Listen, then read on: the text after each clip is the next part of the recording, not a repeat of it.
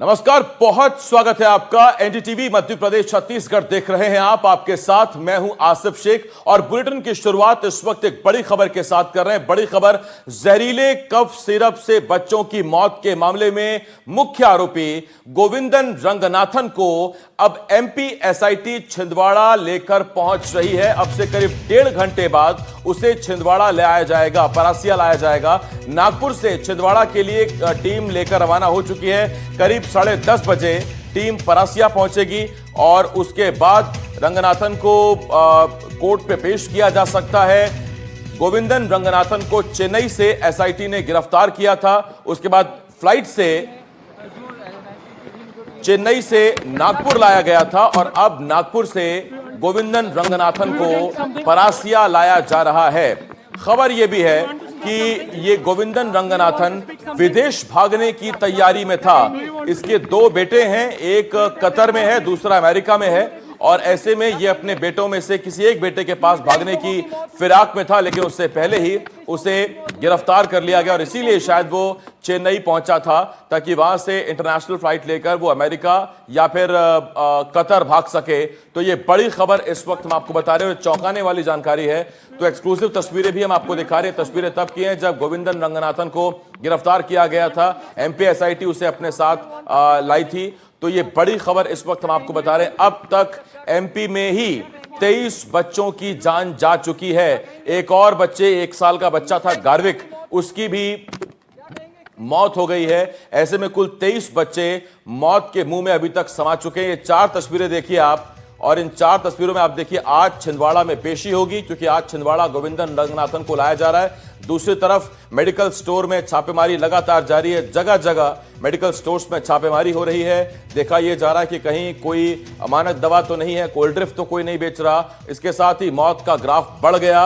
अब 23 बच्चों की मौत तक यह आंकड़ा पहुंच गया। 1 साल का गार्विक पवार भी अब मौत के मुंह में समा गया, सिर्फ और सिर्फ इस कोल्ड ड्रिंक नाम की इस कफ सिरप पीने की वजह से। बच्चों की मौत है, लोगों में आक्रोश है, जगह जगह कैंडल मार्च निकाले जा रहे हैं, दोषियों पर सख्त कार्रवाई की मांग की जा रही है।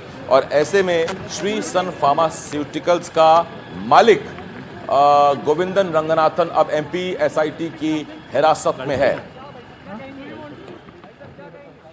शाश्वत शर्मा मेरे सहयोगी शुरू से इस खबर पर हमारे साथ बने हुए हैं। शाश्वत, 1-1.5 घंटे का इंतजार और है और फिर परासिया का गुनहगार परासिया में होगा।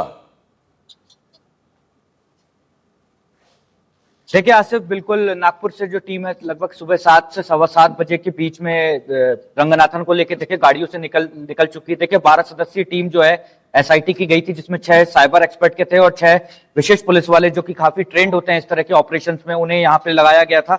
और आसिफ, मैं आपको बता दूं कि पुलिस सूत्रों के अनुसार जो अभी जानकारी हमें आ रही है, फिलहाल इसकी पुष्टि अभी नहीं है कि रंगनाथन को परासिया के अलावा किसी और कोर्ट में पेश कर सकती है, क्योंकि परासिया का जो कोर्ट परिसर है काफी छोटा है और सबसे ज्यादा मौतें परासिया क्षेत्र में ही हुई। तो स्थानीय लोगों के साथ जो वकील है उनमें भी आक्रोश है। तो रंगनाथन को किसी तरह से जान का खतरा ना हो या उसकी किसी तरह की हानि ना हो, इसलिए जो पुलिस सूत्रों के अनुसार जो अभी हमें जानकारी मिली है कि उसे कहीं और भी पेश किया जा सकता है। तो अभी देखना होगा कि जो पुलिस है वो किस कोर्ट में पेश करती है, परासिया में ही पेश करती है या किसी और कोर्ट में पेश करती है, ये देखने वाली बात होगी। हालांकि अभी जो है नागपुर से निकल चुकी है एसआईटी की टीम और मैं आपको बता दूं कि लगभग एसआईटी की टीम पांडुरना से भी आगे निकल गई, सौसर के आसपास ये टीम है।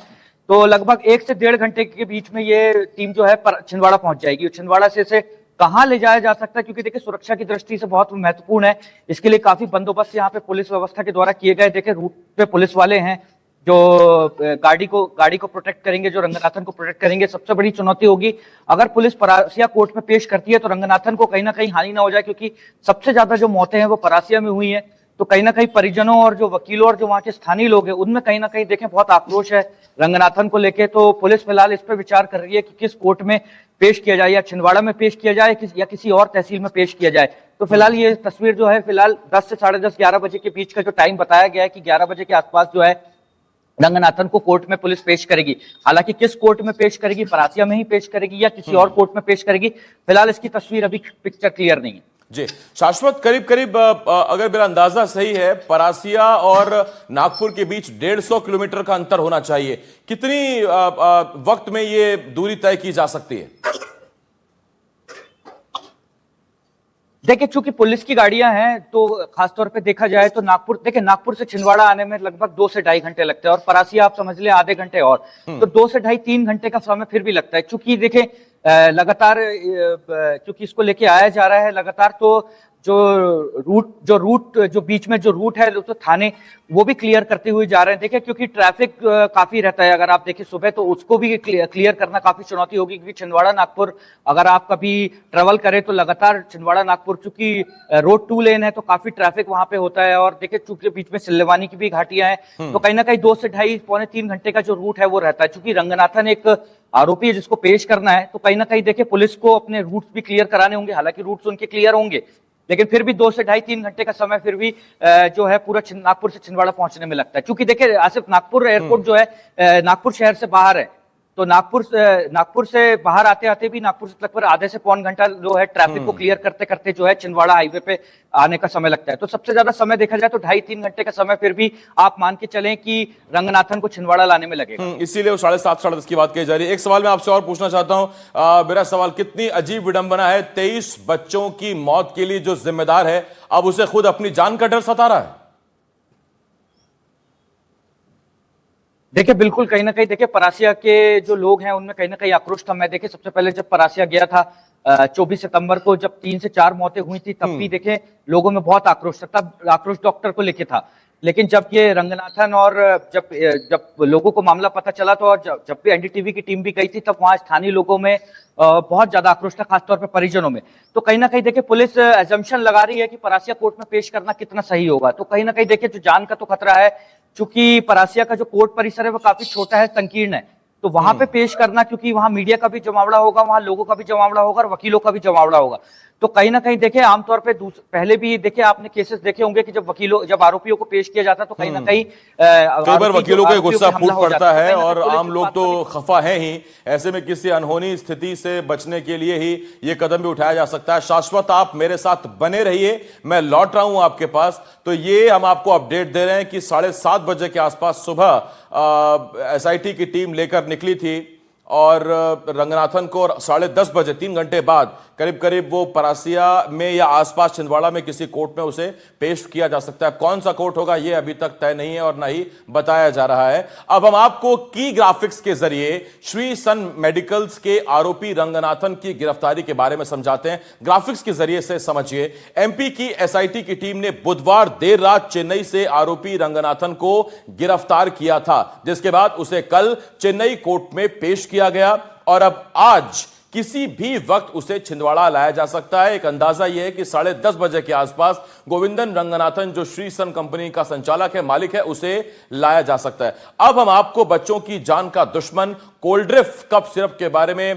पूरे मामले बताते हैं कि मामले कब से आने शुरू हुए थे, पूरी टाइमलाइन समझाते हैं। देखिए 24 अगस्त को पहला संदिग्ध मामला सामने आया था, जिसके बाद 2 सितंबर को कफ सिरप से होने वाली पहली मौत का खुलासा हुआ, जहां 4 साल के शिवम की कफ सिरप के कारण मौत हो गई थी। दूसरा मामला 5 सितंबर को हुआ, जहां 3 साल की विधि की मौत हो गई। तीसरा मामला 7 सितंबर को आया था, जहां 5 साल के अदनान की मौत हो गई थी। चौथा मामला 13 सितंबर को आया था, जहां कफ सिरप ने 4 साल के उसैद नाम के बच्चे की जान ले ली थी और अब तक इस कफ सिरप से कुल 23 बच्चों की मौत हो चुकी है। इसमें सबसे अभी जो ताजा जो जानकारी है वो ये कि 1 साल का गार्विक पवार जो बच्चा है उसकी मौत हो गई। इसके साथ यह आंकड़ा 23 पहुंच चुका है। मैं इस वक्त शाश्वत के पास फिर से जा रहा हूं। शाश्वत मेरे सहयोगी हमारे साथ मौजूद हैं। शाश्वत, बार बार वही सवाल आ रहा है कि जब 24 अगस्त से मामले आने शुरू हुए थे और 24 अगस्त को मामला शुरू हुआ, उसके बाद 2 सितंबर को कफ सिरप से होने वाली पहली मौत का खुलासा था। यह 2 सितंबर की तारीख थी, आज है 10 अक्टूबर, करीब करीब 1 महीना 1 हफ्ता। और यह सिरप कब बैन होती है? 1 हफ्ता पहले। अगर वक्त पर यह कदम उठाया गया होता तो शायद यह 23 की संख्या नहीं होती। देखिए बिल्कुल आसिफ, मैं आपको बताऊं कि मेरी जो जीएमसी के जो कलर्स हॉस्पिटल के जो डॉक्टर हैं, डॉक्टर अग्रवाल, जो सबसे पहले जिन बच्चों 2 से 3 बच्चे जब शुरू में वहां एडमिट हुए थे, दो तो राजेश जो अग्रवाल हैं या और भी जो डॉक्टर गजभिये हैं जो जीएमसी में डॉक्टर है, देखिए उन्होंने जब जीएमसी में भी जाना हुए बच्चे, तो उन्होंने कहीं ना कहीं देखे बायोप्सी जब किडनी की करी थी, आपके साथ ही मैं शो कर रहा था, आपको याद होगा जब मैंने बताया था कि किडनी की बायोप्सी रिपोर्ट में डायएथिनिल ग्लाइकोल, तब उन्होंने यहाँ छिंदवाड़ा प्रशासन को कहीं ना कहीं अलर्ट किया था लोगों के द्वारा, परासिया के जो कुछ लोग वहां एडमिट थे उनके द्वारा, कि एक क्षेत्र से लगातार बच्चे आ रहे हैं, आप अपने प्रशासन को यहाँ पे बताइए। लेकिन प्रशासन ने इसको रिस्पॉन्ड करने में कम से कम 15-20 दिन लगा दिए। देखिए इस मामले में प्रदेश स्तर हो चाहे जिला स्तर, इसमें गंभीर लापरवाही और जिस हिसाब से लीपापोती हुई है उसकी मिसाल कहीं नहीं मिलती है, क्योंकि बच्चों की जो मौत होती रही, देखिए 30 तारीख को जो है कफ सिरप बैन हुआ, इसके पहले से देखिए डॉक्टर्स लगातार जो है सूचित कर रहे थे छिंदवाड़ा जिला प्रशासन को, छिंदवाड़ा के अधिकारियों को, वहां परासिया के जो स्थानीय जो प्रशासन है उनको लगातार कहीं ना कहीं जो नागपुर के डॉक्टर्स है वह कहीं ना कहीं किसी न किसी माध्यम से बता रहे थे कि एक क्षेत्र से बच्चे आ रहे हैं और सभी बच्चों की किडनी फेलियर हो रही है, तो आप वहां पे जांच करें कि किसी न किसी एक चीज में एक न एक कॉमन एलिमेंट ऐसा है। फिर जब किडनी की बायोप्सी रिपोर्ट जब यहाँ पे छिंदवाड़ा के डॉक्टर्स तो नागपुर के डॉक्टर्स ने अपने तौर पर इनिशिएटिव लेके जब शेयर करना चालू किया, तब यहाँ पे 2 कप सिरप बैन की गई। लेकिन जब छिंदवाड़ा जिला प्रशासन ने 2 कप सिरप बैन की, तो प्रदेश स्तर पे आप देखिए, प्रदेश स्तर पे जो है कोल्ड ड्रिंक बैन नहीं की गई थी, आप देखिए छिंदवाड़ा जिले में बैन की गई थी। तो अपने आप में आप देखिए कि जिला स्तर पे अधिकारी हो और प्रदेश स्तर पे हो, आप देखिए समन्वय की कमी हो चाहे कोऑर्डिनेशन की कमी हो, वो साफ दिखती है। इसको रिस्पॉन्ड करने में जितना समय जो है सरकार और प्रशासन ने लगाया है, जिसके कारण जो बच्चों की मौतें काफी टाली जा सकती थी और काफी बच्चों को यहाँ पे बचाया जा सकता था। आप देखिए जब मीडिया ने जब मामला उठाया तो तब जाके जो है प्रशासन हरकत में आया, और देखिए राजेंद्र शुक्ला ने पहले दिन कहा था कि कफ सिरप से मौत नहीं हुई, एक तरीके से कफ सिरप को उन्होंने क्लीन चिट दे दी थी, जबकि छिंदवाड़ा जिला प्रशासन ने 2 कफ सिरप को बायोप्सी के आधार पे बैन कर दिया था, लेकिन दूसरे जिलों में कोल्ड ड्रिंक बैन नहीं थी। तो आप ये देख सकते हैं यही तो सवाल है शाश्वत कि जब पहली बार जब छिंदवाड़ा और परासिया के प्रशासन को नागपुर के डॉक्टर की तरफ जानकारी मिल रही थी तो उन्होंने कोई एक्शन क्यों नहीं लिया।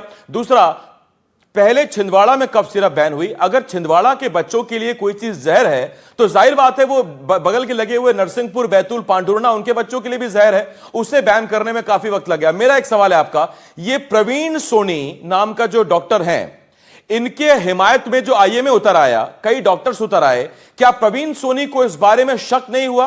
क्या उनको इस बारे में जानकारी नहीं मिली? क्योंकि जब बच्चे वही लिख रहे हैं कोल्ड ड्रिंक, सबसे पहले जब बच्चों को आराम नहीं मिला होगा, तबीयत बिगड़ी होगी, तो बच्चे उन्हीं के पास गए होंगे, और जब लगातार एक ही कप सिरप देने वाले बच्चे वापस लौट रहे हैं, तब प्रवीण सोनी का माथा नहीं ठनका कि कुछ गड़बड़ है, मैं ये दवाई ना लिखूं, मैं प्रशासन से बात करूं, मैं बताऊं उन्हें कि ये सिरप है, मैं लिख रहा हूं और हर बच्चा लौट कर आ रहा है, बीमार है।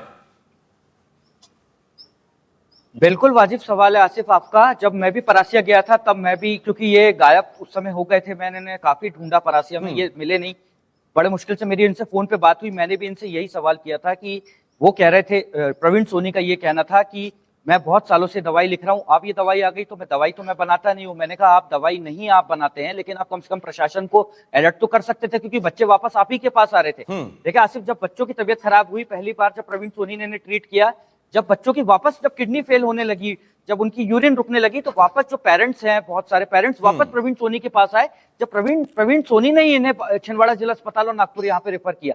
तो बिल्कुल आपका वाजिब सवाल है। तब मैंने डॉक्टर साहब को यह कहा कि आप प्रशासन को कम से कम बता सकते थे कि एक ही बीमारी के बच्चे जिनको मैंने ट्रीट किया है वापस, तो काफी हद तक ये मौत टाली जा सकती थी। और आपका जो सवाल था ये कि जो चीज छिंदवाड़ा के लिए बैन है वो दूसरे के लिए नहीं, तो इस पे देखिए जो कोऑर्डिनेशन की जो कमी है, समन्वय की कमी है, जो लैब्स में टेस्टिंग की कमी है। आप देखिए एमपी 3 लैब्स हैं यहाँ पे, और मैं आपको बता दूं 5000 लैब जो टेस्टिंग है वो अभी पेंडिंग पड़े हुए हैं सैंपल के लिए। तो ये हाल है मध्य प्रदेश की ड्रग अथॉरिटी और स्वास्थ्य विभाग का। आप देखिए दवाइयों के 5000 आंकड़ों के हिसाब से देखेंगे तो करीब 60,000 मेडिकल स्टोर पे हमारे पास 100 ड्रग कंट्रोलर भी नहीं है, 100 स्टाफ भी नहीं है जो जाके, ये तो हमारे यहाँ के आंकड़े हैं। लैब की बात करेंगे तो तमिलनाडु जिस रिपोर्ट को 24 घंटे के अंदर जारी कर देता है, हमारे यहाँ आने में 4 से 5 दिन लग जाते हैं। दशहरे की छुट्टी मनाई जा रही थी इतने गंभीर मामले में। मैं बहुत धन्यवाद करता हूं आपका शाश्वत, इस तमाम जानकारी के लिए। शाश्वत मेरे सहयोगी इस बड़ी खबर पर हमारे साथ जुड़े हुए थे।